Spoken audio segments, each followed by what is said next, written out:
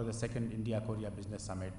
I extend my warm welcome to all of you, and I'm sure that the sessions today, all the sessions being planned, will be extremely productive and useful and take our business and economic relationships to a new height. Thank you.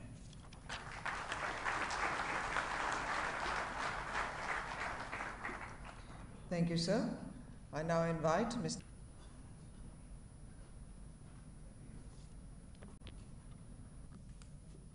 Namaskar, ladies and gentlemen. I'd like to extend a sincere welcome to everyone who joined us for the second India-Korea Business Summit, co-hosted by Chosunilbo and Kotra, as well as the Confederation of Indian Industry. It is my great honor to welcome such distinguished guests today. First of all, I'd like to express my heartfelt gratitude to Prime Minister Narendra Modi. Thank you very much. And I would like to thank Minister Suresh Prabhu from the Ministry of Commerce and Industry. And I also appreciate all of the Indian business leaders, including Ms. Shobhana Kamineni, the President of CII. And I also thank Mr. Song Yong-gil, President of Korea-India Parliamentarian Friendship Group, Minister Baek Woon-gyu from the Ministry of Trade, Industry and Energy, and Parliamentarian Min Hong-chul, Im Jong-sung, Jung Tae-oh from the National Assembly.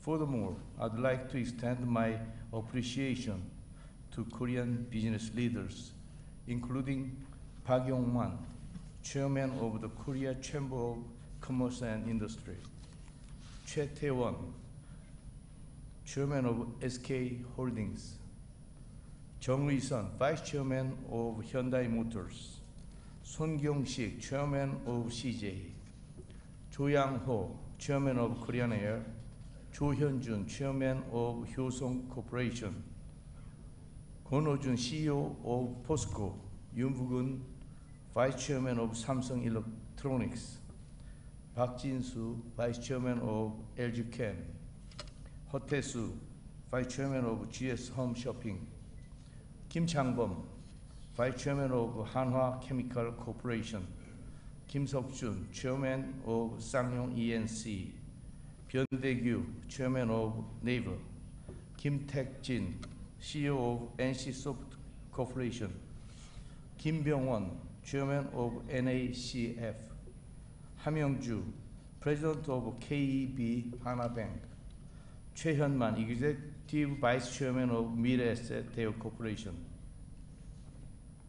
Today, at this meaningful event, I'd like to talk about not so well-known stories between our two nations, which illuminates our precious tie.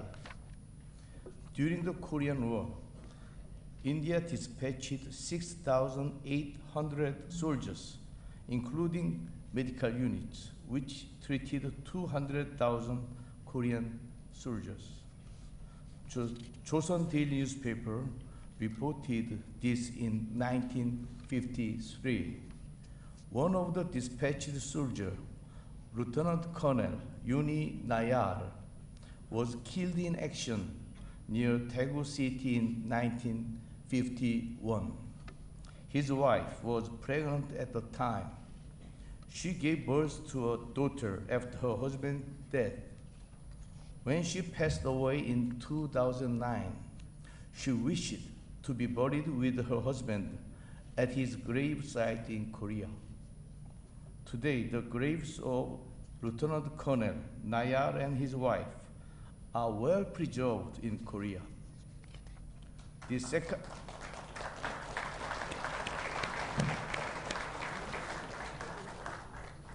second India-Korea Business Summit is aimed to strengthen ties between Korea and India from relationship united by blood to relationship united by economic prosperity.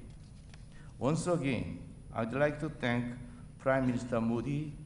I would also like to extend my deep appreciation to all the attendees from both countries. India and Korea, Sabka Saath, Sabka Vikas.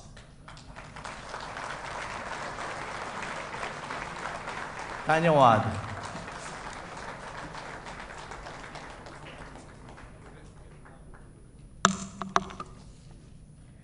Thank you, sir. I'd now like to invite Mr. Park Yong-man, Chairman, Korea Chamber of Commerce and Industry, to please address the gathering.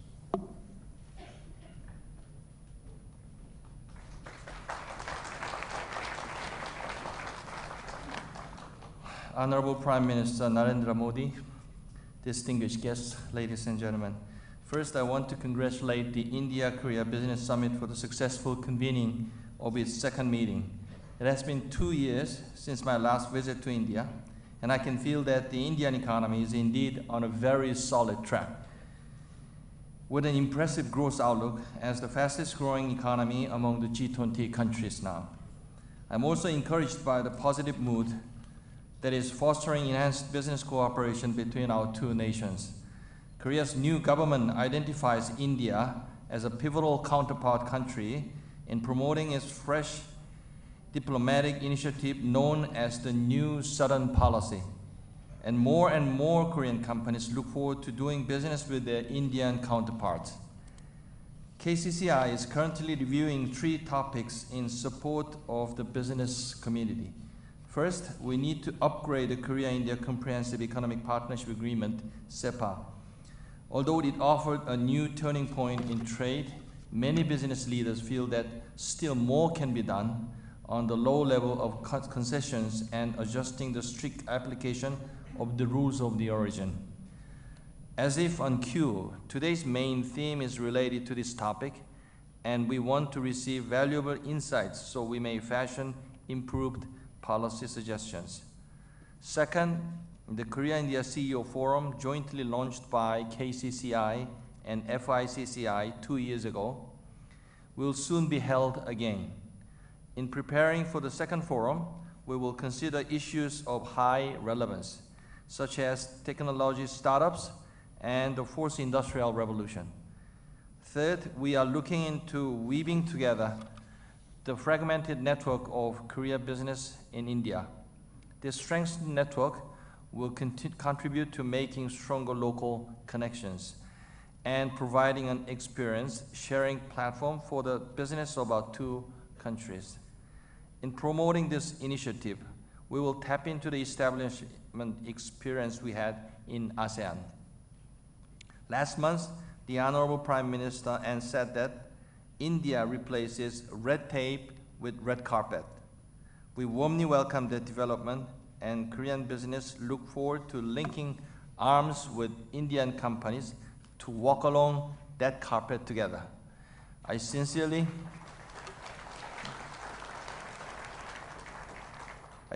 hope that our closer bilateral cooperation will lead to a shared and durable prosperity for our two nations. Thank you for your kind attention. Thank you.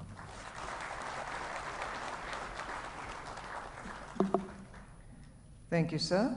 I now request Madam Shobhana Kamineni, President CII, to present the Indian industry perspective.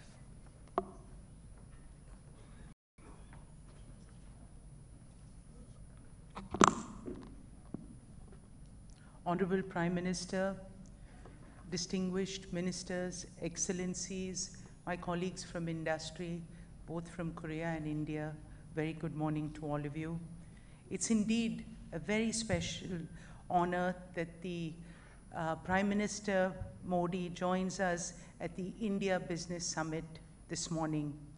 Due to his vision and deft economic management, India today stands at an enviable position in the economic journey.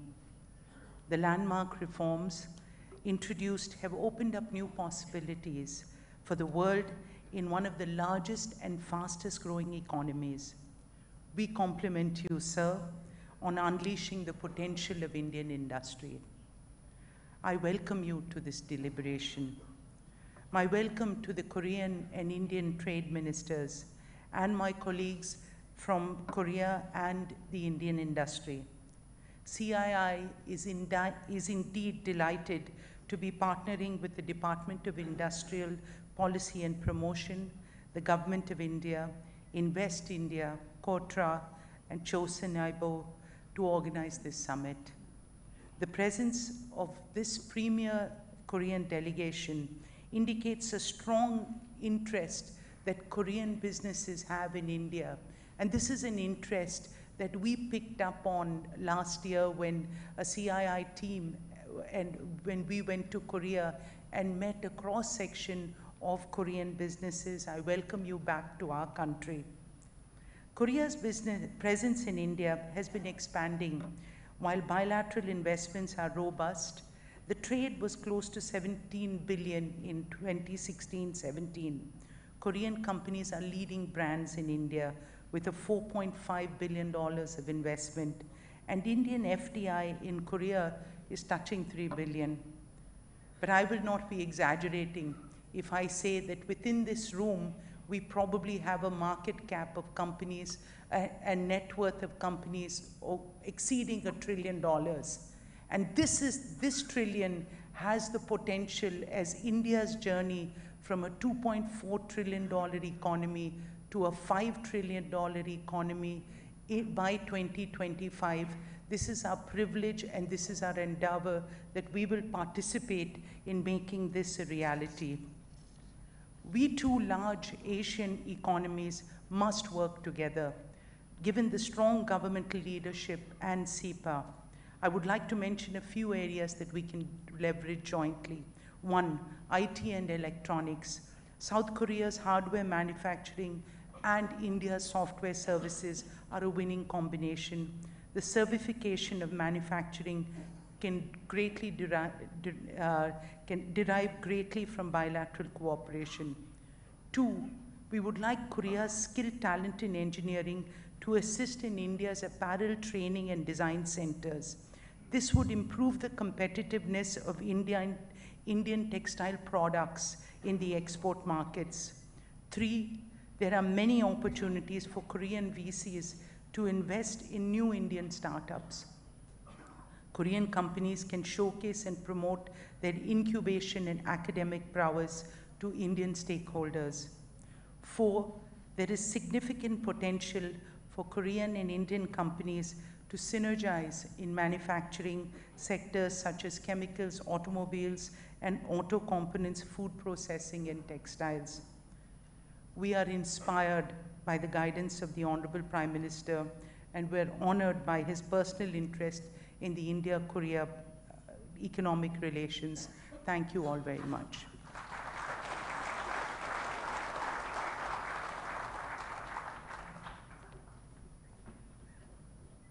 Thank you, Madam.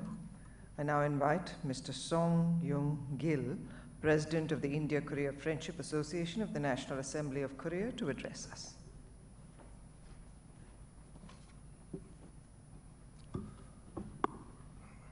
Good morning, Honorable Modi Prime Minister, distinguished guests from home and abroad. My name is Song Young-gil.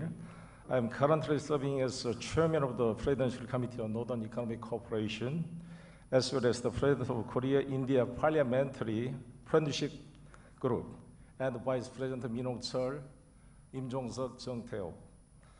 It is a great honor for me to take part in the second Korean-India Business Summit along with the 900 distinguished guests. Today's occasion is all the more meaningful as we convene here in India, one of the birthplaces of civilization, to seek new opportunity for the future of India and Korea. India is the star rising again. A country with a population of 1.3 billion is showing its imposing presence with impressive force on its path toward new growth. What underlies its presence in an excellent ability of philosophical reasoning and the power of religion that invented the world of zero. India is unique tolerance based on its multilingual, multicultural, multireligious diversity serve as a foundation for its presence. More than anything, India's achievement has been strongly backed by its potential as the largest democratic state in the world, with a record of more than 800 million voters in the India general election of 2014. That's why India is the future. We convene here in India, the first country to bring the civilization to the world. A country's inspiring philosophy and religion for the world, and a young and hopeful country with an average age of 29, and a country that continues its democracy without political turmoil nor coup d'etat. Also, we are here today to put on hash together with the high expectation of new mutually shared prosperity. Above all, Prime Minister Modi's powerful innovation has led the re-emergence of India and brightened the future. Modinomics attached its wings to India to grow further with a policy on expanding infrastructure through the foreign investment and the manufacturing development with a goal of increasing the ratio of manufacture to the 25% of India industrial output by 2022. Also make it India policy that results in job creation. Also, I'm very glad to see the India Act East policy has a lot in common with the new Southern policy implemented by President Moon Jae-in administration in the Republic of Korea. It's based on the 3 Ps, the people, peace, and the prosperity. Since in the inauguration of May 2017, the Moon administration has created a new economic map and promoted new Southern policy and a new Northern policy. India is the heart of the new Southern policy. I support the Moon administration effort to diversity diplomatic relations actively as a chairman of the Presidential Committee on Northern Economic Cooperation. Since Prime Minister Modi said in the previous Korea-India summit that Korea Plus had been established as an organization to give a helping hand to Korean companies investing in India. The collaborative spirit has intensified between two parties. Mahindra Group of India took over the Sangyong Motor Korea in 2011, while CJ Korea Express acquired the top Indian logistics company, Dassel Logistics, and merged it into the CJ Dassel last year. As such, the collaboration between companies in the two countries has been accelerated. I truly hope that India and Korea become a special partner in unexpectedly changing environment by trying to connect and integrate and sharing the fruits of the emergence. Befitting their reputation as IT powerhouse, as let us integrate our strengths, Korea hardware, India software, create new opportunity we couldn't have imagined previously in pursuit of remarkable growth. Incheon is the gateway city Korean Peninsula. During my tenure as a mayor of Incheon City, I attended the 21st Century Global Green City Symposium by a telepresence technology that connect the Bangalore and New York and Incheon, San Francisco. Together we are discussed on the matter of the sustainable growth plan for metropolitan city. Also, Indian scholar and the president of Cisco, Smart Connect Countries, Anil Menon, I initiated the project to build a new smart city. In the era of the post-industrial revolution, new values are being created from interconnectivity, the share of information, and the multinational cooperation. As a powerhouse of IT, Korea and India accumulated knowledge and experience will be the valuable asset to benefit both nations. If we amend the India-Korea Comprehensive Economic Partnership Agreement, CEPA, is to advance mutually beneficial relation, and a step further, we can achieve even more progress. Overcoming the harsh time, Korean Peninsula Moon Jae-in has delivered a consistent message that Korea will make the Pyeongchang 2018 Olympic Winter Games a peaceful event and contribute to world peace beyond the Northeast Asia through dialogue between the two countries. I participated last days through the closing ceremony Winter Olympic Games Pyeongchang. Let me quote the sentence from the IOC chairman, Thomas Bach. I am very impressed. He said, "You have shown how sports bring people together in our fragile world. You have shown how sports build a bridge. We are very impressed. We are North Korea delegation and athletes participate closing ceremony, open ceremony, and the joint march is very impressive event we can reconciliate of the two countries.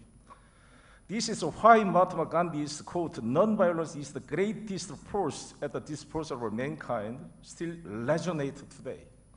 In the same way, it inspired everyone beyond the borders of India with his message on non-violence in peace.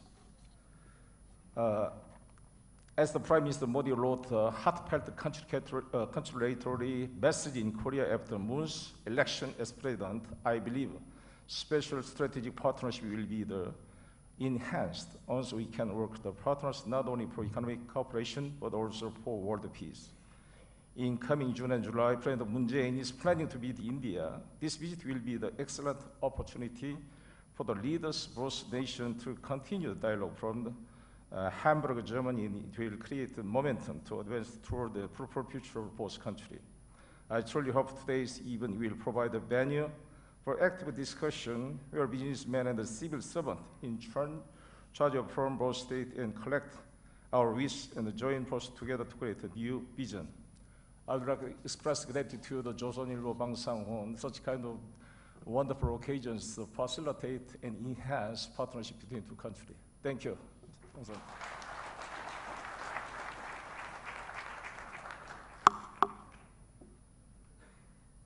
Thank you, sir. I now request Mr. Paik Un-gyu, Honorable Minister for Trade, Industry and Energy from Korea, to present his special address.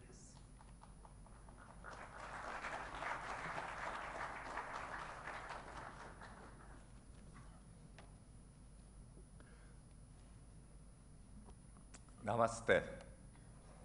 Good morning, Your Excellency Prime Minister Narendra Modi, Your Excellency Minister of Commerce and Industry Suresh Prabhu, Bang Sang-hoon, President of 조선일보, and the distinguished entrepreneurs from both our countries.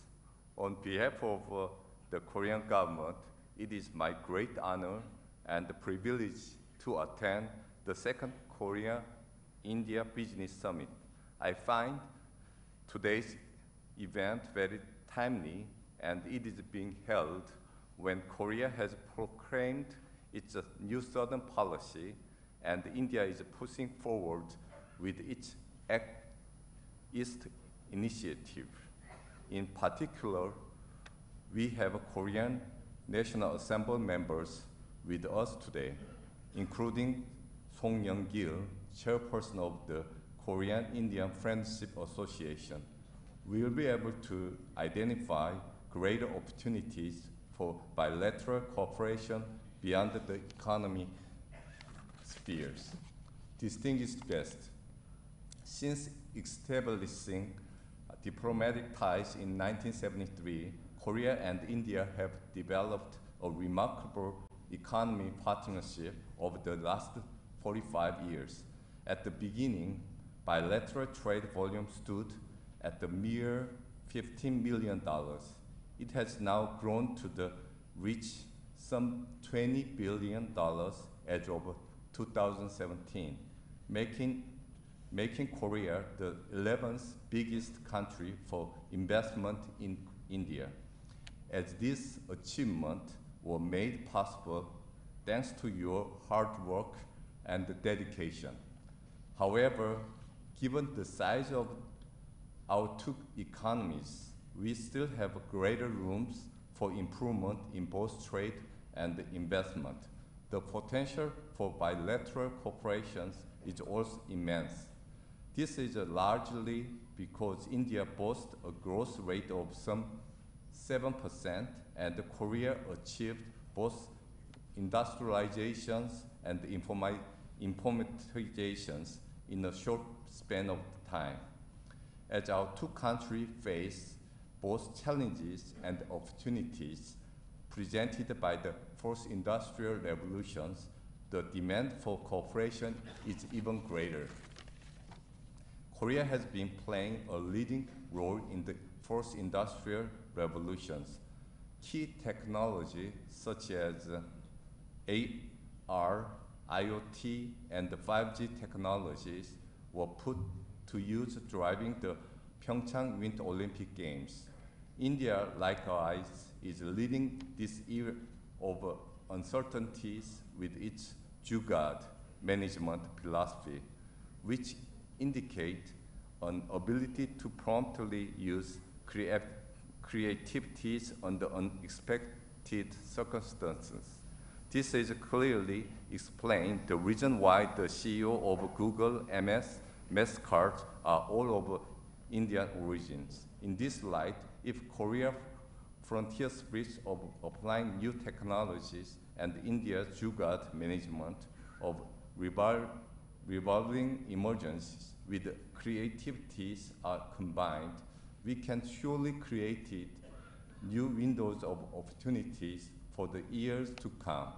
Distinguished guests, the atmosphere for bilateral cooperation is brighter than ever. President Moon Jae-in has pledged to elevate the partnership with India to the level of the four major powers surrounding the Korean Peninsula. Immediately following his inauguration, President Moon had a telephone conversation with the Prime Minister Modi, dispatched a special envoy to India, and has shared cooperation visions through bilateral meetings during international events, namely G20s. Moreover, with the Korean New Southern Policy, the Korean government is set to diversify its economic diplomacies while expanding its ties with India.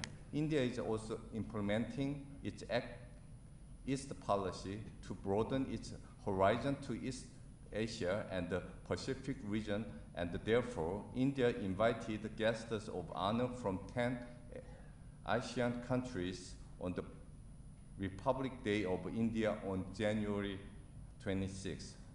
With all this in mind, I would like to take this valuable opportunity to make proposal for win-win cooperation for both Korea, New Southern Policy, and India's Act East policy.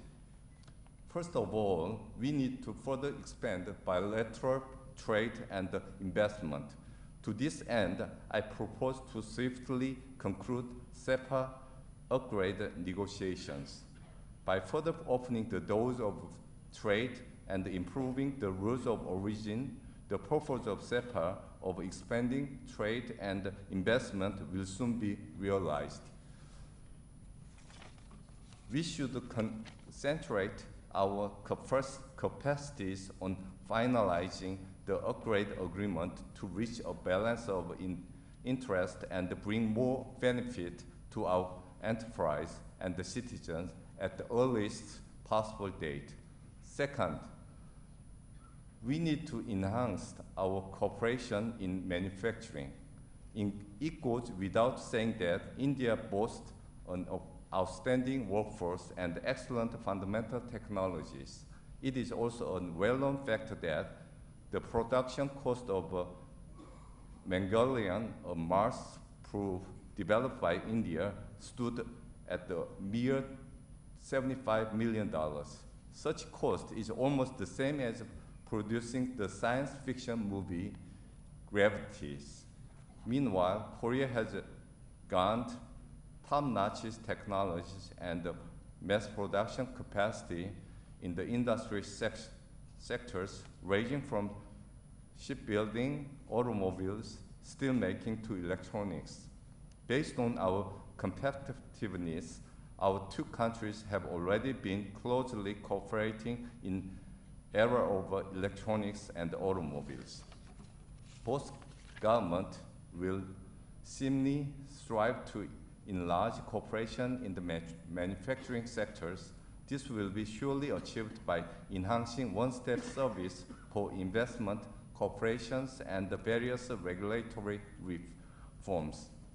Thirdly, we need to strengthen bilateral cooperations in infrastructure, the backbone of economic growth. In this area, a number of cooperative projects are under discussion. Cases in point are smart cities, power infrastructures, energy-independent island, and highways. Unfortunately, these projects face some financial issues. One of the ways of addressing these issues is to leverage the financial package worth $10 billion agreed upon at the Korea-India Finance Ministers meeting last year. Cooperation in the infrastructure sectors will not only provide the formation for fostering India's manufacturing industry, but also provide solutions to its environmental problems. I can assure you that Korea will be reliable partners to India with its leading technology and ample experience in infrastructure, construction, and plant building. Lastly, we need to jointly respond to the fourth industrial revolutions. As mentioned above, Korea, India, and other major countries are facing challenges and opportunities presented by the fourth industrial revolutions. The Minister of Trade, Industry, and Energy of the Korea, and the Minister of Commerce and Industry of India, as well as the Minister of Science and Technology of both countries, are willing to make a joint effort in the industrialization, the fourth industrial revolution technology, by forming the Korea-India Future Strategic Groups. Again, against this backdrop, I sincerely ask you to direct your attention toward the activities of the Korea-India Future Strategic Groups and make greater use of them. Distinguished guests, the respected Gandhi once said, "The future depends on what you do in the present." I'm positive that if our two countries share mid to long-term visions and further cooperate based on our competitiveness, we will soon bring the future of our dream into realities.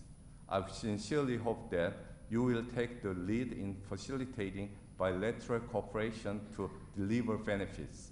I wish all the best and much success to all of you. Thank you.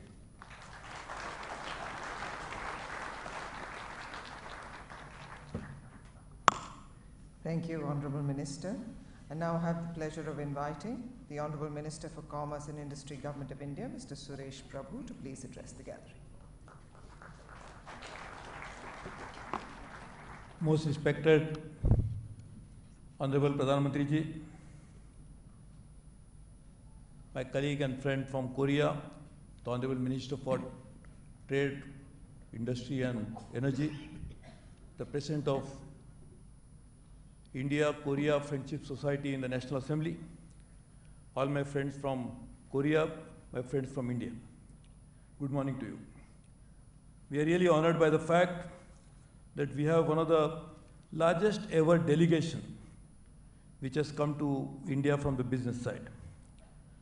And if you really look at not just the composition, but the power of the delegation, the combined top line of these companies who are represented here is more than 90% of the GDP of most of the 90% of the country's GDP.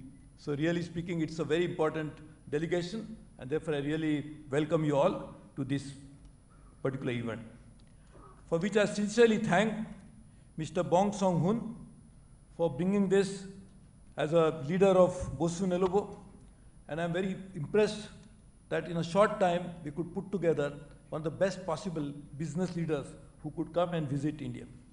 At a time when India is not only on a growth trajectory, but now on a takeoff stage to take the next level of development. And many things that you have mentioned, which has happened in India, including getting highest FDI, one of the most preferred destinations for investment, all of this is a result and a manifestation of the leadership of the Honorable Prime Minister, who really genuinely believes that we have to bring in not only development, but bring the development at a faster rate in a shortest possible time. And that's why several changes which are taking place in India are moving in that direction to realize that dream. Whether there are macro policy issues, whether there are structural reforms, or whether there are policy changes which are taking place in each of the sector. I'll just give one example because so many have been given. The stock markets, in the last 4 years, ever since the Prime Minister has taken over the leadership, has grown by 13% CAGR, the returns, 13% CAGR to the investors. And that shows that investing in India makes business sense, and therefore, I really like to welcome all of you. There are some countries where you have made more investment than in India. They obviously like your money, but do not necessarily like the Korean companies. Unlike that in India, we really, really love Korean companies, and in fact, I have not seen even a single cultural issue which has erupted whenever there has been a foreign direct investment coming from Korean companies into India. And that shows that Korean money is loved, but also the Koreans are loved. And therefore, you are really welcomed here, and therefore, we are looking forward to more investment coming from you. There is an open trade, which our Prime Minister talked about in Davos, which is given shape in many forms. We welcome foreign direct investment in virtually all sectors, and whenever there was any impediment that was discovered, we are trying to remove it on an ongoing basis. And this is at a time when I said that Prime Minister's vision of New India, which is to change domestic India, domestic policies to transform our societies, our people, but we'll also like our friends like Korea to benefit from it by being a partners in this journey. And therefore, one of the things that we can draw inspiration from Korea is that in one generation, Korea could transform itself from a poor country to OECD membership. And therefore, what is possible to be done in a shortest possible time, we'll also like to do it here. And in that context, I again welcome you. Mr. Minister, you mentioned some issues, so are the others. Prime Minister directed me that we should look into all these issues, irrespective of the ministry which deals with this. I will be the one who will coordinate with other ministries and make sure that the Prime Minister's vision of bringing more investments into India, particularly from Korea, is realized without any of these problems being faced. There are certain difficulties which we'll explain to you properly. There are something which can be addressed, we'll address it clearly. I will just talk about 4 things, and there, which are the sectors in which, or which are the areas in which you can make investment. We have very clearly studied the import-export profile of Korea, and I will discuss it when we have a business delegation, but I'll just mention very broadly 4 areas. One, what can be done from India into Korea? One of the things, and for that, you have to make investments, FDI can be done. We are willing to look at even FDI for exports. One is the marine and food products. As you know, the agriculture products in India, 300 million tons of horticulture, 275 million tons of agriculture. Part of it can really be exported. And Korea is also importing some food stuff, importing marine products. We have 7,600 kilometers of coastline. So we can actually use it by Korean investments, under Korean supervision, under Korean technology to be exported back into India. Chemicals, another area in which Korea imports, and India is a very large home for chemicals. In fact, Gujarat is one of the great providers of chemical industries based in India. Garments and leather, again, job producing here, but Korea imports it.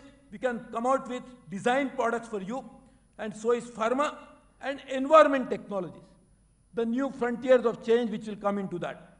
There are possibilities in which Korea can invest in India for third country applications, and that is research and development of Korean development, but also India's space technology, which has a huge potential, can be scaled up for other markets.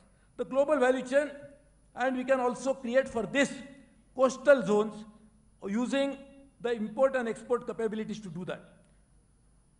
Startup, India startups, 20,000 of them, we need to scale them up. Korean companies can help these startups to scale up for global markets. Third, inbound investments into Korea. And there I think logistic, and I can offer you one suggestion that we can give a special area demarcated for Korean companies in which everything will be Korean, and therefore under the Delhi-Mumbai Industrial Corridor, some area can be identified only for Korean companies to invest. And the last one is the future industries, which all of you have mentioned about, fourth revolution and others, but future industries will be driving the growth of the world. And therefore, why we need to invest into existing industries, modernize them, making investments into future industries will be very critical, and there I think we can do it collaboratively, using India's strength, leveraging its knowledge with Korean competence. So let's look at all these possibilities during the course of next one day. We are looking forward to meeting you again during the day as well as in the evening when we'll have a quiet discussion over the dinner. Thank you very much.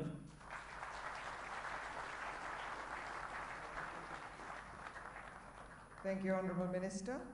Ladies and gentlemen, I now have the pleasure and honour to invite the Honourable Prime Minister of India, Shri Narendra Modi ji, to deliver the inaugural address.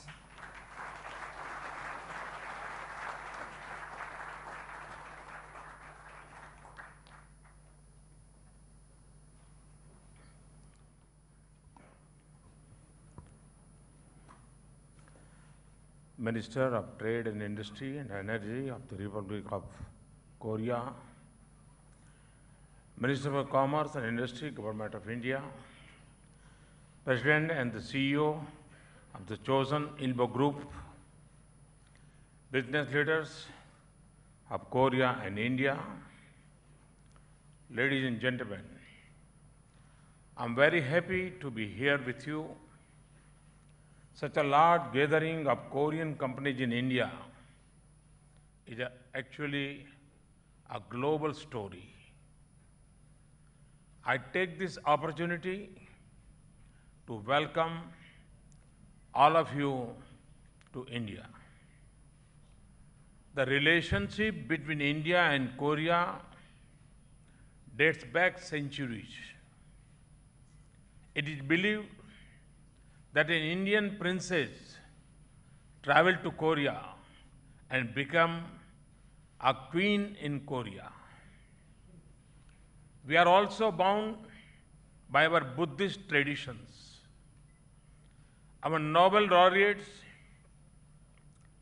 Rabindranath Tagore, composed a poem, Lamp of the East, in 1929 about Korea's glorious past and its bright future. Bollywood films are also very popular in Korea, and at the Pro Kabaddi League in India, a few months ago, some of the loudest cheers were reserved for a Korean Kabaddi player.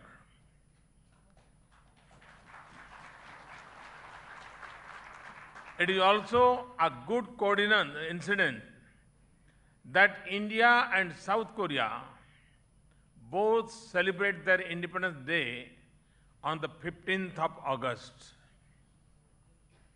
From princess to poetry and from Buddha to Bollywood, we have so much in common. As I have mentioned earlier, I have always been fascinated by Korea. I visited Korea when I was Chief Minister of Gujarat. I used to wonder how a country of the size of Gujarat can make such an economic progress. I admire the spirit of enterprise of the Korean people. I admire the way in which they have created and sustained their global brands. From IT and electronics to automobile and steel, Korea has given exemplary products to the world. Korean companies are appreciated for their innovation and strong manufacturing capability. Friends, it is heartening to note that our bilateral trade crossed $20 billion last year for the first time in 6 years.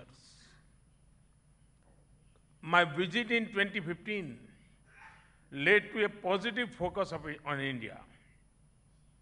Your open market policies have found resonance with India's economic liberalization and Look East policy. Over 500 Korean companies are operating in India too. In fact, Many of your products are household name in India. However, the South Korea ranks only 16th in FDI equity inflow in India. India offers a lot of potential for the Korean investors with its huge market and enabling policy environment.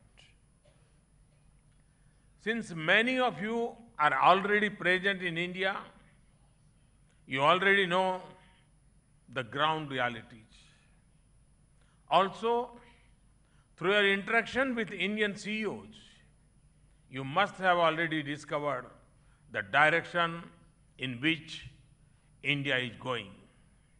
However, let me take a few more minutes.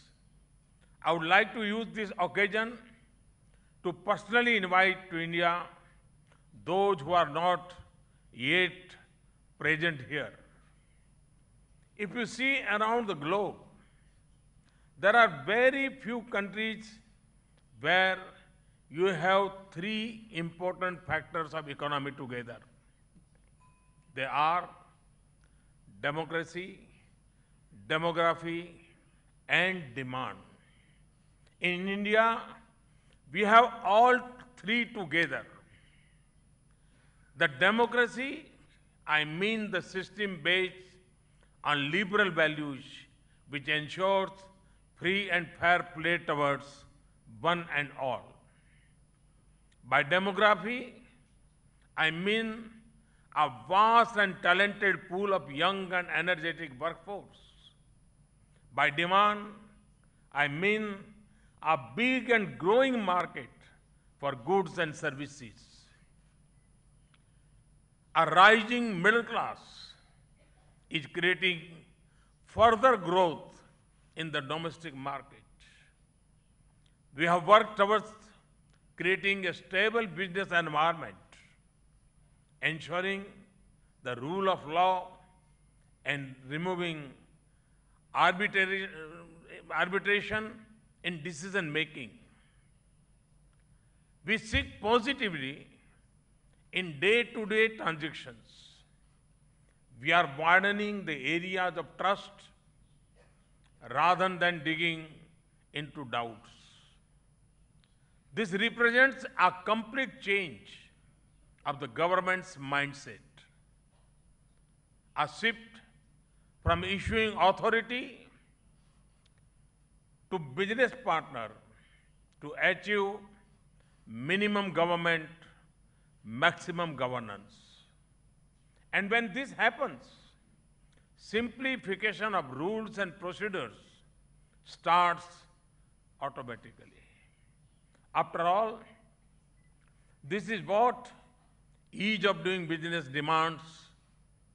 Through such measures, we are now working towards ease of living. We are on a deregulation and de-licensing drive. Validity period of industrial licenses has been increased from 3 years to 15 years and more. The industrial license regime for defense production has been liberalized greatly. Nearly 65% to 70% of the items previously under licensing can now be produced without a license. We have said that factory inspection will only be need-based and only on authorization of the higher authority. In FDI, we are one of the most open countries now.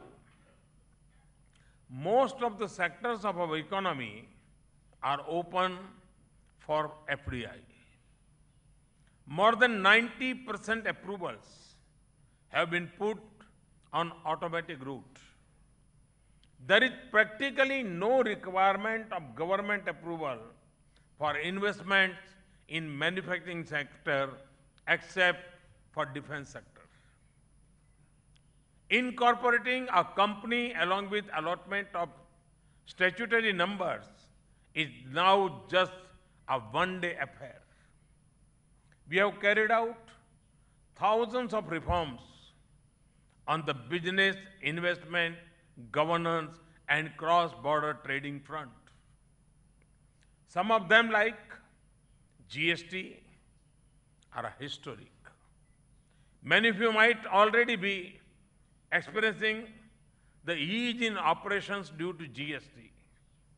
We have earlier abolished more than 1,400 old laws and acts which were only complicating governance. Such measures have propelled our economy into a high growth trajectory. FDI inflows have grown the most in the last 3 years. There is a new energy and vibrancy in our domestic industry.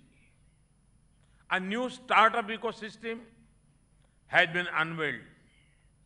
With unique ID and mobile phone penetration, we are moving towards becoming a digital economy. Our strategy is to leverage the strength of hundreds of millions of Indians who have come online in recent years. Thus, a new India is emerging which will be modern and competitive and yet caring and compassionate. On the global platform, India has climbed 42 places in the World Bank's Ease of Doing Business Index in the last 3 years. We moved up to 90 places on the Logistic Performance Index of 2016 of World Bank. We have improved 31 places in last 2 years in the Global Competitive Index of the World Economic Forum. We have also moved up 21 places on the Global Innovation Index of WIPO in 2 years. We are among the top 10 FDI destinations listed by UNCTAD. Ours is a globally cost-competitive manufacturing ecosystem. We have a vast pool of skilled professionals with knowledge and energy. Now we have a world-class engineering education base and strong R&D facilities. In the last 2 years, we have moved towards a low tax regime on corporate side, where we have lowered the tax from 30% to 25% for new investment and smaller ventures. We are also working with the mission of transforming India from an old civilization into a modern society, an informal economy to a formal economy. You can imagine the range and span of our work. We are already the third largest economy by purchasing power. Very soon, we will become the world's fifth largest economy by nominal GDP. We are also the fastest growing major economy of the world today. We are also a country with one of the largest startup ecosystems. Our vision is to create a globally competitive industry and service base equipped with skill, speed, and scale. Therefore, we are continuously working to improve our investment climate. We particularly want to promote manufacturing in a big way to create jobs for our youths. For this purpose, we have launched a campaign called Make in India. This includes bringing our industrial infrastructure policies and practices to best global standards and to convert India into a global manufacturing hub. This initiative has been well supplemented by programs like Digital India and Skill India. Cleaner and greener development and zero defect, zero effect manufacturing is another commitment. We have committed to the world and are moving aggressively for adoption of better environmental technologies. I have said earlier that there is a huge potential for cooperation between India's software and Korea's IT industry. Your car making and our designing capabilities can be put together. Though we have become the third biggest producer of steel, we need to add a lot of value in it. Your steel making capacity and our resources of iron ore can be put together for better products. Similarly, your shipbuilding capacity and our agenda of port-led development can become a driver of our partnership. Housing, smart cities, railway station, water, transportation, railways, seaports, energy, including renewables, IT infrastructure and service, electronics are all very promising sectors in my country. India and Korea are major economies in the region. Our partnership has immense potential to promote regional growth, development, stability, and prosperity in Asia. India is turning to East for bigger economic engagement. Similarly, South Korea is trying to diversify its overseas markets. Both stand to gain by deepening their partnership. India, a huge and emerging market, it can also be a bridge for Korean business to penetrate the Middle East and African markets. You may recollect that the need for a hand-holding agency was felt during my visit to Korea. It was announced that a dedicated team would be established for Korean investments in India. Accordingly, Korea Plus was formed in June 2016. The mandate of Korea Plus is to promote, facilitate, and retain Korean investments in India. It is envisaged for the first reference point for Korean investors in India. Korea Plus has facilitated more than 100 Korean investors in a short span of about 2 years. It acts as a partner throughout the investment cycle of Korean companies. This shows our commitment towards welcoming Korean people and companies, India, and investments. Friends, I would like to conclude by saying that India is now ready for business. India is now free destination for enterprise. You will not find such a free and growing market anywhere in the world. I further assure you, whatever is required to promote and protect your investments will be done here. Because we value our investment and contribution in our economy. At a personal level too, I assure you of my full support whenever required. Thank you. Thank you very much.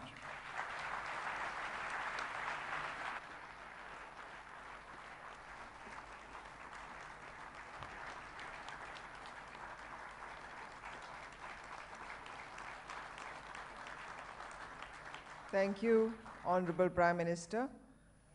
I now request Mr. Chandrajit Banerjee to propose a vote of thanks. Honorable Prime Minister of India, Shri Narendra Modi ji, Honorable Minister for Commerce and Industry of Government of India, Honorable Minister of Trade and Industry and Energy of the Republic of Korea, Secretary DIPP, the Government of India, Presidents, Chairs, Excellencies, Ambassador, senior government officials and business leaders from Korea and India, ladies and gentlemen. Honorable Prime Minister, we are most honored that you have graciously been present over here and inaugurated this India-Korea Business Summit 2018. It is always a pleasure and inspiration to hear your thoughts on a subject that is of great pertinence to the industry, both from India and Korea. Your vision would take India-Korea relationships to an even higher level in the times to come. As you have stressed, a strong and vibrant relationship between India and Korea is based on robust economic collaboration. Vibrant B2B and people-to-people interactions have become a hallmark of the bilateral relationships and further being enhanced under your visionary leadership. Thank you, Honorable Prime Minister, for your inspiring words today. I'd also like to thank India's Commerce and Industry Minister for his participation and for sharing his ideas on how we can take the India-Korea business partnership forward. His Excellency, the Minister of Trade and Industry and Energy of Korea, has provided valuable guidance on bilateral economic cooperation, and we thank you, sir, for leading this huge delegation from Korea. I'd also like to thank the Secretary DIPP, the Government of India, for leading us in organization of this business summit. A very special thanks to the President and CEO of the Chosen Elbow, our valued partner, the Korean Chamber of Commerce and Industry's Chairman and the President of the India-Korea Friendship Association of National Assembly of Korea. Our warmest thanks to you, and this is indeed an outstanding delegation that you have brought in from Korea. We are delighted and honored to have such high-powered business leaders as delegate members from the Republic of Korea. And we would really like to record our appreciation and thanks to each one of you to have come in such numbers and spend the next 2 days in India. And thank you, Excellency, the Ambassador of Korea to India and the Ambassador of India to Korea for their contributions to making this summit a reality. We are also happy to see an encouraging and a high-profile business presence from India, and we would like to thank all our Indian CEOs for really participating here. We look forward to good and meaningful discussions between the two businesses over the course of the day. Once again, I conclude, and I would like to thank our Honorable Prime Minister for his personal participation and giving this business summit such a significant start. Ladies and gentlemen, may I request you to kindly join me in appreciating the participation of our Honorable Prime Minister.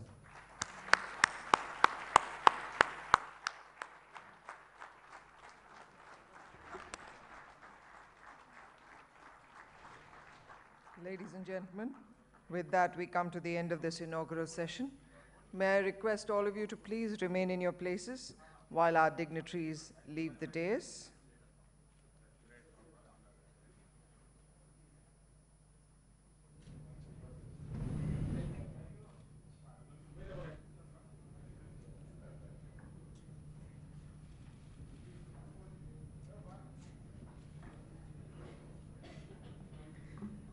Ladies and gentlemen, the next session begins at 10:50. This is a plenary session. India-Korea CEPA, a solid partnership, where to go. This begins at 10:50. Please join us for a short tea break. Tea is being served in the Raja Rani Bagh, which are the lawns outside. Please finish tea and be back in your seats by 10:45. So that we can begin the next session on time. Thank you all.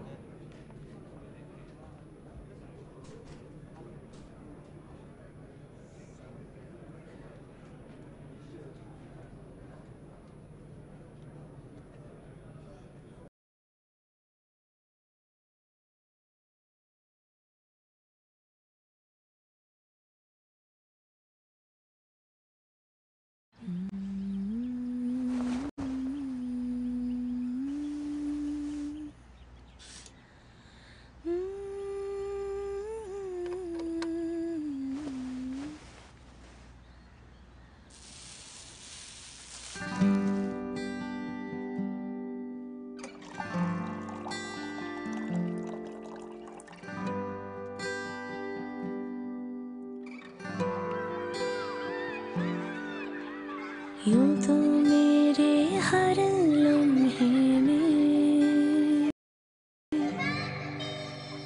तेरा जिक्र हुआ, पर गुनगुनाने का बहाना इस लम्हे को मिल गया।